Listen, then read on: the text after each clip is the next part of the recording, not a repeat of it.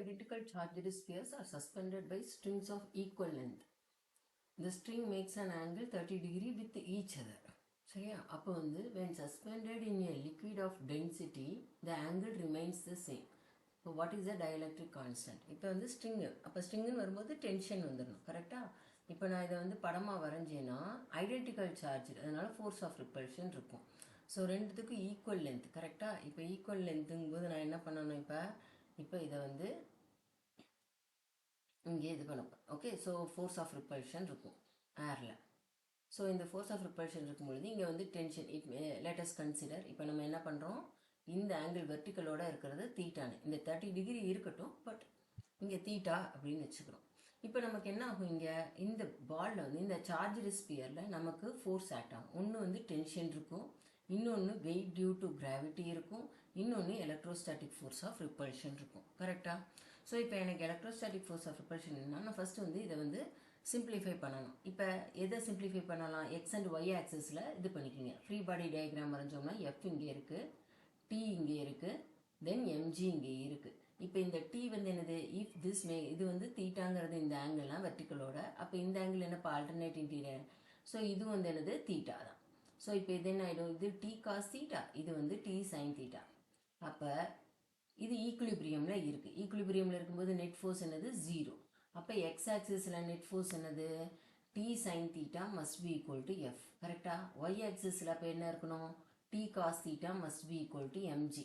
அப்போ இது ரெண்டையும் டிவைட் பண்ணினேன்னா T sine theta by T cos theta must be equal to F by MG. அப்போ tan theta must be equal to F by MG.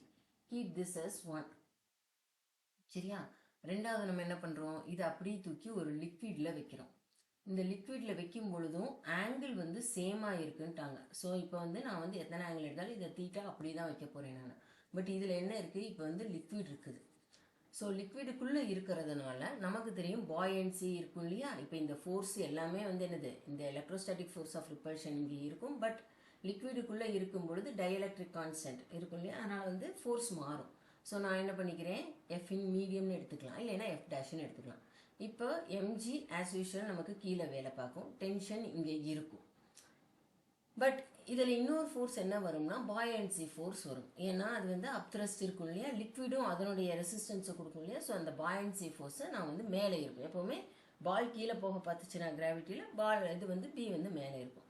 அப்போ நான் இப்போ இதை சால்வ் பண்ணினேன்னா ஃபஸ்ட்டு வந்து என்னாகும், இந்த பி எம்ஜி இங்கே இருக்குது, எஃப் டேஷ் இங்கே இருக்குது. ஸோ இந்த டீயை தான் நான் ரிசால்வ் பண்ணணும். டீயை நான் ரிசால்வ் பண்ணால் என்ன வரும், இப்போ இது தீட்டானா, ஏன்னா சேம் தானே, எங்கேயும் தீட்டா தானே, அதுல. ஸோ இது வந்து இங்கே வந்து டி காஸ் தீட்டா, இங்கே டி சைன் தீட்டா. இப்போ இதுவும் ஈக்குலிபிரியமில் இருக்கிறதுனால ஒய் ஆக்சிஸ் ஃபோர்ஸ் எத்தனை இருக்குது, மேலே வந்து P plus T cos theta. அது எதுக்கு ஈக்குவலாக இருக்கும், எம்ஜிக்கு ஈக்குவலாக இருக்கும். அப்போ டி காஸ் தீட்டா என்னது, எம்ஜி மைனஸ் பி ஆகிடும். அதே மாதிரி எக்ஸ் ஆக்சிஸில் என்ன இருக்கும், F dash equal to T sine theta.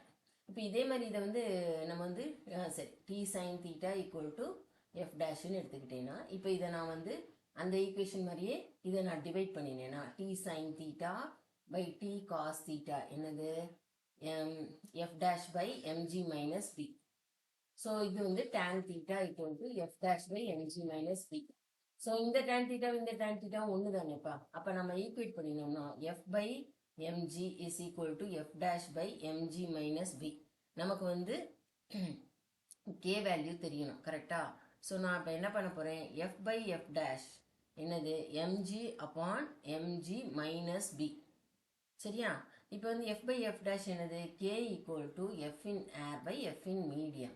அதுதான். அப்போ இதை k நான் டைரெக்டாக எடுத்துக்கலாம். ஸோ எம்ஜி, இப்போ மாஸ் நமக்கு தெரியாது, அதுக்கு பதிலாக அவங்க என்ன கொடுத்துருக்காங்க, வால்யூமும் டென்சிட்டியும் கொடுத்துருப்பாங்க. ஓகேயா? ஸோ அப்போ நம்ம என்ன பண்ணலாம், வால்யூம் மாஸுக்கு பதிலாக வந்து mass equal to density equal to mass by volume இல்லையா. ஸோ இப்போ நான் என்ன எழுதலாம், நான்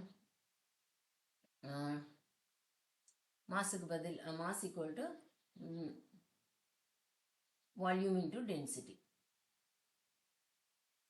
சரி, நான் வி அண்டு டின்னு எடுத்துக்கிட்டேன்னா இது என்ன ஆகும், எனக்கு VDG divided by VDG. buoyancy force எவ்வளோப்பா இருக்கும், buoyancy force வந்து it will be equal to V rho G. அது வந்து லிக்விடோட என்ன டென்சிட்டி எடுக்கிறோமோ அந்த டென்சிட்டி, லிக்விடோட டென்சிட்டி நான் ரோன்னு எடுத்துக்கிட்டேன்னா ஸோ அப்போ நமக்கு என்ன ஆகும் சேம் வால்யூம், அதனால் வந்து இட் வில் ஆர்கிமிடிஸ் பிரின்சிபல் இல்லையா, ஸோ சேம் வால்யூம் ரீப்ளேஸ் பண்ணும். So V rho g, so minus V rho g. So இப்போ என்ன ஆகும் உங்களுக்கு வி வந்து கேன்சல் ஆகிடும். ஸோ டி பை ஜியும் கேன்சல் ஆகிடும். So d minus rho. So என்ன கொடுத்துருக்காங்க டி வேல்யூ, டென்சிட்டி வந்து டென்சிட்டி ஆஃப் த லிக்விட் 800 கொடுத்துருக்காங்க, டென்சிட்டி ஆஃப் த ஸ்பியர் வந்து 1600. ஓகே, ஸோ வால்யூம் தான் சேமாக இருக்கும், டென்சிட்டி சேமாக இருக்காது. It will replace the same volume, அதனால் சரியா. இப்போ இது என்ன ஆகும் உங்களுக்கு 1600/800, அது வந்து 2. சரியா, ஆன்சர் வந்து 2.